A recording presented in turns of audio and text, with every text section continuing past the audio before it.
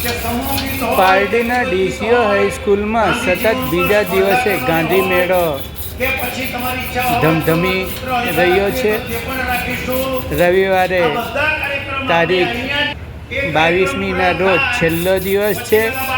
આજે તારીખ 20મીના રોજ પારડી ડીસીઓ હોલમાં આશ્રમ શાળાના બાળકોની એક સ્પર્ધા રાખવામાં આવી હતી, જેમાં પરમ પૂજ્ય મહાત્મા ગાંધીજીની જીવન વિશેની ફિલ્મ બતાવવામાં આવી હતી અને બાળકોએ પૂજ્ય ગાંધીજીના જીવન વિશે અનેક કૃતિઓ રજૂ કરી હતી. આ પ્રસંગે પારડી જીવદયા ગ્રુપના પ્રમુખ અલીભાઈ અંસારી, ડૉક્ટર MM કુરેશી અને ડૉક્ટર લતેશ પટેલ સહિત વિવિધ પારડીના આયુર્વેદિક ડૉક્ટર ખુશ્બુબેન વગેરેએ વિદ્યાર્થીઓને માર્ગદર્શન આપ્યું હતું. ડૉક્ટર લતેશભાઈની ટીમે વિદ્યાર્થીઓને દરેક પ્રાકૃતિક ચીજ વસ્તુઓનો ઉપયોગ અને આયુર્વેદિક દવાઓ, એલોપેથિક દવાઓ કઈ રીતે ઉપયોગમાં લઈ શકાય છે એ માટેની જાણકારી આપી હતી. પારડી જીવદયા ગ્રુપના પ્રમુખ અલીભાઈ અંસારી, એમના સદસ્યો યાસીનભાઈ અને ઋષિ ઠાકોર, તમામ લોકોએ વિદ્યાર્થીઓને અલગ અલગ પ્રકારના સાપ વિશે જાણકારી આપી હતી. ઝેરી બિનઝેરી સાપ કેવા પ્રકારના હોય છે એ માટે જીવદયા ગ્રુપ પારડી દ્વારા જાણકારી આપવામાં આવી હતી. સાથે આપણા વિસ્તારમાં દીપડાઓ વધી રહ્યા હોય તો દીપડાથી કઈ રીતે બચાવ કરી શકાય એ માટેની જાણકારી પણ અલીભાઈ દ્વારા આપવામાં આવી હતી. યાસીનભાઈએ એનો ડેમો રજૂ કર્યો હતો. ખરેખર ખૂબ જ સુંદર જાણકારી બાળકોને આપવામાં આવી હતી. સાથે સાપ કોઈ દિવસ દૂધ પીતો નથી એ માટે પણ જાણકારી આપવામાં આવી હતી. આમ ગાંધી મેળાના બીજા દિવસે આયોજક BN જોશી અને એમની ટીમ દ્વારા વિવિધ કાર્યક્રમો યોજવામાં આવ્યા હતા, જેમાં બાળકોને માર્ગદર્શન પૂરું પાડવામાં આવ્યું હતું. ઇનામના સ્વરૂપમાં બાળકોને પૂજ્ય ગાંધી બાપુની બુક આપવામાં આવી હતી. નાનો હોય છે આગળ જો એક સાપ એવો હોય છે કે ના ઝેરી હોય છે. આ ધ્યાનમાં લેજો તમે. મેં પાછા પૂછીશ તમને સાપ. આ બિનઝેરી સાપ છે. આ જે છે તે કાચા ઈંટ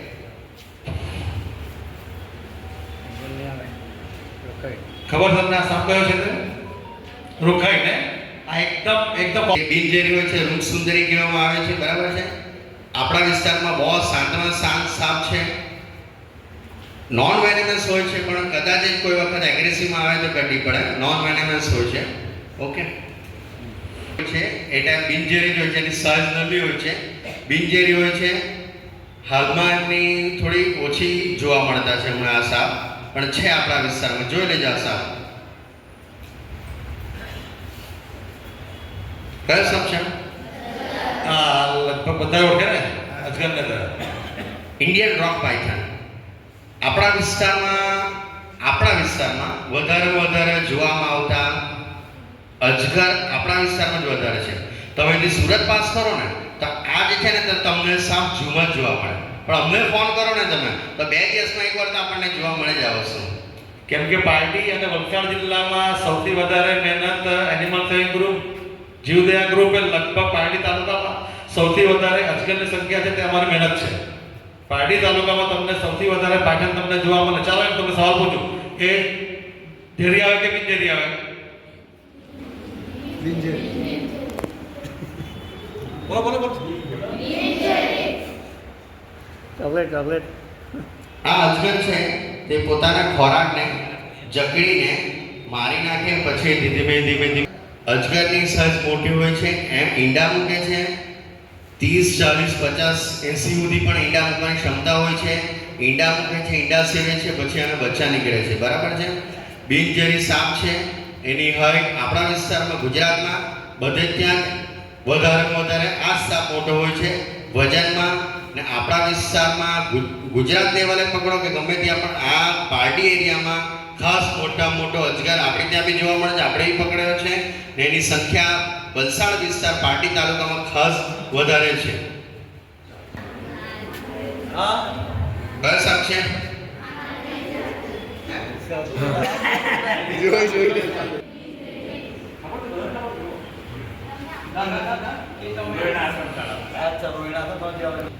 આ જે સાપ છે ને તેને કરોડપતિ સાપ કહેવામાં આવે છે.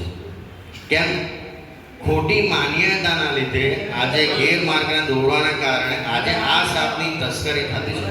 ખોટી રીતે લોકને ગેરમાન્યતા દોરવામાં આવે છે. બિનઝેરી સાપ છે, 2 મોઢા હોય છે એવું કહે છે, પણ આના 2 મોઢા હોતા નથી.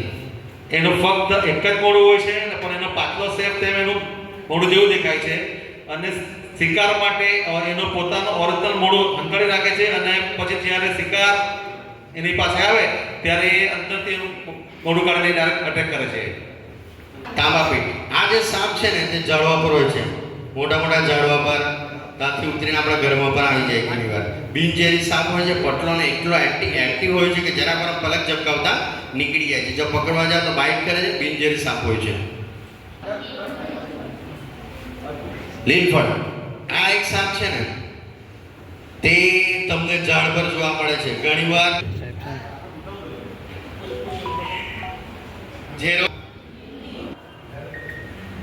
આ સેમી પોઈઝનસ હોય છે. બોલો. આ જે સાપ છે એની માન્યતા છે કે આ દૂધ પીવે છે.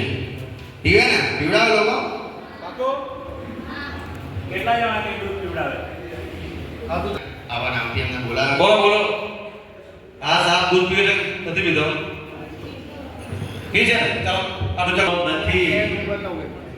કોઈ પણ સાપ દૂધ પીતો નથી. બરાબર? એટલે બધી આ ખોટી વાત છે.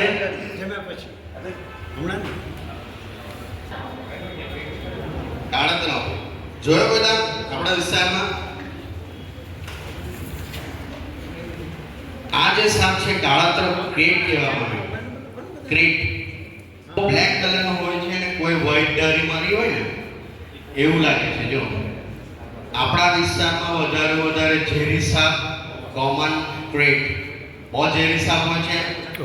નિશાચર હોય છે, રાતના નીકળે છે ને 80% મેં જોયું છે તો ગામડામાં ખાસ કરીને તમારા ચૂલા હોય ને ચૂલા તેમાં આ સાપ તમને ખાસ તમને જોવા મળે તમને આ. અને રાતના તમારા અસિંગાના નીચે ગાંદાના નીચે તમને આ સાપ અચૂક ભરાઈ જાય અને તમને બાઈટ આપે. બાઈટ એટલે કંડે અને તમને ખબર પણ નહીં પડે. તમને એમ થાય કે મચ્છર કાઢ્યું હોય, પણ અમુક સમય કલાક અડધો કલાક તમને એની તમને એની અસર થવા લાગે. આ સાપ છે તે ઝેરી સાપ છે. રસલ સ્વાઈપર કેવા છે. આની તમે પાસે જાઓ ને એમ કને સિસોટી જેવો મારે છે, એટલે એ આપણને ચેતવે છે કે મેં અહીંયા છું, મારી પાસે નહીં આવો.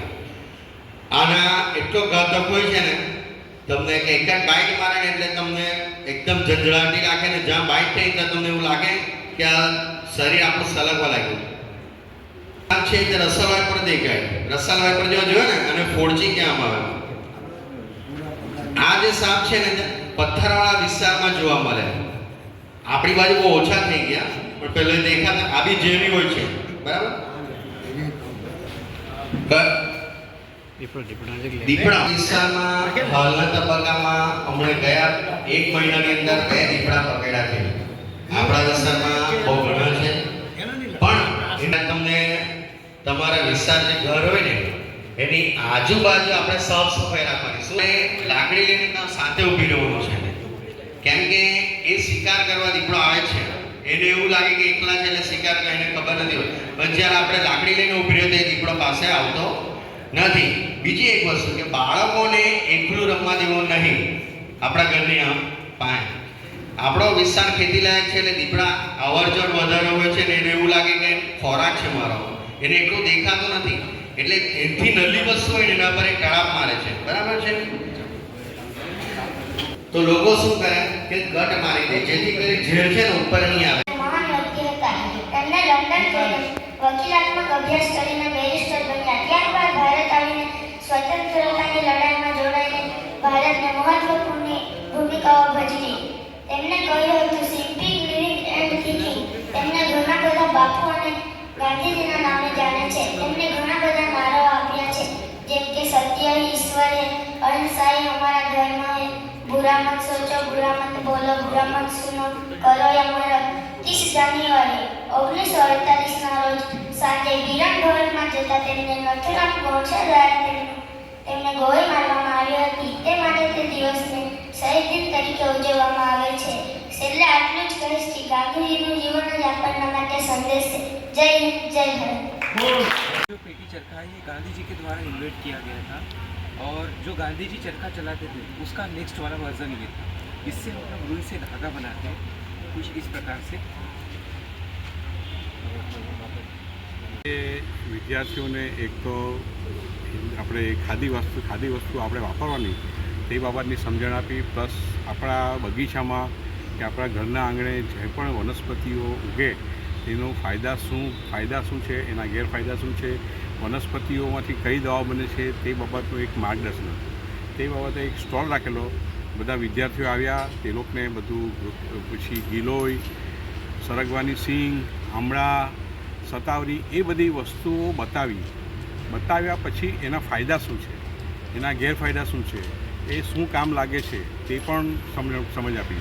પ્લસ બીજું કે આપણે એક વસ્તુ બીજું પણ છોકરાઓને સમજાવવામાં આવ્યું કે મીંઢળ, આપણે જ્યારે કોઈ છોકરાના લગ્ન હોય ત્યારે એને મીંઢળ બાંધીને જાન કાઢે જાય કે મીંઢળ કેમ બાંધવામાં આવે કે એટલા માટે કે પહેલાંના જમાનામાં કદાચ કોઈ વરરાજાને ખાવામાં કંઈ નાખી દે ને તકલીફ થાય તો એને મીંઢળ શું છે ઉલટી કરાવે, એટલે એ મીંઢળ તાત્કાલિક ખવડાવી દે એટલે વરરાજાને બાંધવામાં આવતું હતું કે કંઈક તકલીફ થાય તો એ મીંઢળ ખવડાવીને વરરાજાને ઉલટી કરાવી નાખે કે કંઈ તકલીફ તબિયતને હાનિ ના પહોંચે.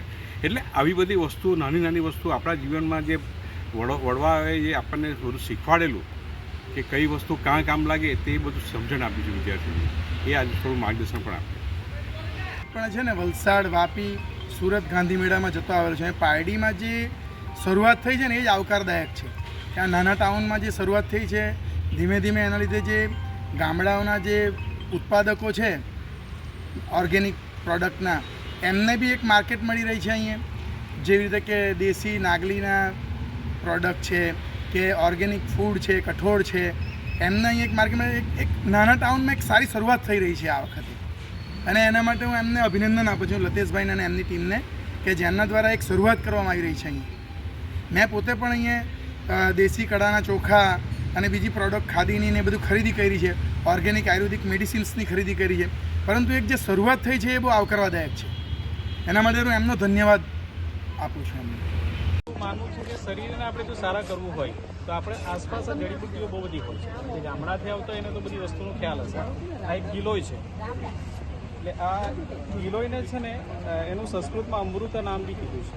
એ મરતી નથી ને મરવા દેતી બી નથી. એને તમે ઘરે લઈ જઈને તો 20 થી 30 દિવસ સુધી પણ આ જીવતી રહે છે. અને એના બહુ બધા બેનિફિટ છે. એક તો ઇમ્યુનિટી વધારે છે, રોગ પ્રતિકારક શક્તિ વધારે છે. યુરિક એસિડ સાંભળ્યું તો યુરિક એસિડ, યુરિક એસિડ માટે બહુ રામબાણ ઔષધિ છે. પણ એનો પ્રયોગ છે ને જાતે નહીં કરવા. તમારી આસપાસ કોઈ ડૉક્ટર હોય બે તો એને પૂછીને તમે કરો તો સારું છે. ડાયાબિટીસમાં બી કામ આપે છે, સ્કિન ડિસીઝમાં બી કામ આપે છે. ઘણી બધી મેડિસિન એની બને છે. એ ટેબ્લેટ પણ બને છે, ચૂર્ણ પણ બને છે, અને એના રેડીમેડ ઉકાળા બી આવે છે. અને આજે આયુર્વેદિક બહુ આધુનિક થઈ ગયું છે. એવું નથી કે ખાલી આ જ ફોર્મમાં મળે, ટેબ્લેટ ફોર્મ, કેપ્સ્યુલ ફોર્મ, ઘણી બધી વસ્તુ. અને સેલ નથી કરતા, ખાલી આપણે એને ઓળખ છે. હા, ઇન્ફોર્મેટિવ પર્પઝ માટે છે. અમે આયુર્વેદિક ડૉક્ટરો છે, આયુર્વેદિક પ્રેક્ટિસ કરીએ છીએ. દસ્તી એટલે હાડકાને રિલેટેડ કંઈ પ્રોબ્લેમ હોય, જોઈન્ટ પેઇન હોય તો એની અંદર યુઝફુલ છે. એટલે ડાયરેક્ટ નહીં લેવાનું. ડાયરેક્ટ લેવાથી ગળામાં ખંજવાળ જેવું થાય. એનું આયુર્વેદિક ઘી બનાવવામાં આવે, એમાંથી એ મેડિકેટેડ ઘી જેને જોઈન્ટ પેઇન હોય, ઘૂંટણ બધું દુખતા હોય તો ડૉક્ટરની અંદરમાં લઈ શકે. આને ઓળખો છો કોઈ? આને ગામડામાં રહેતા હોય તો આ નિર્ગુણની છે નભો, એની અંદર દુખાવો દૂર કરવાની શક્તિ છે.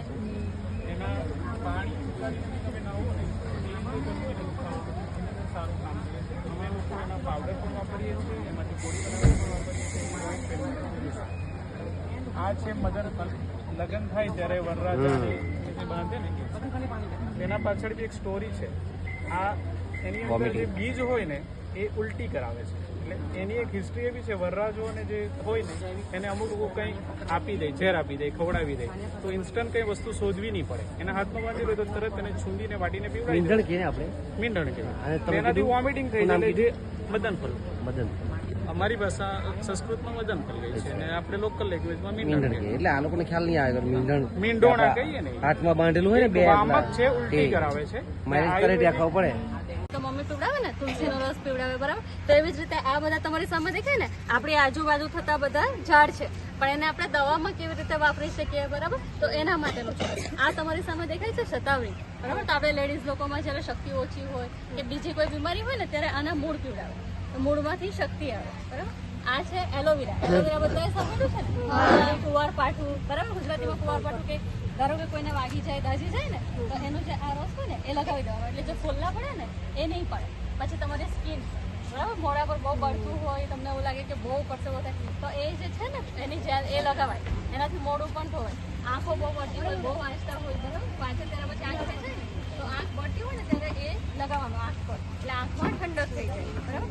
આ છે બ્રાહ્મી. આમાં નાના નાના છોડ છે, જો દેખાશે.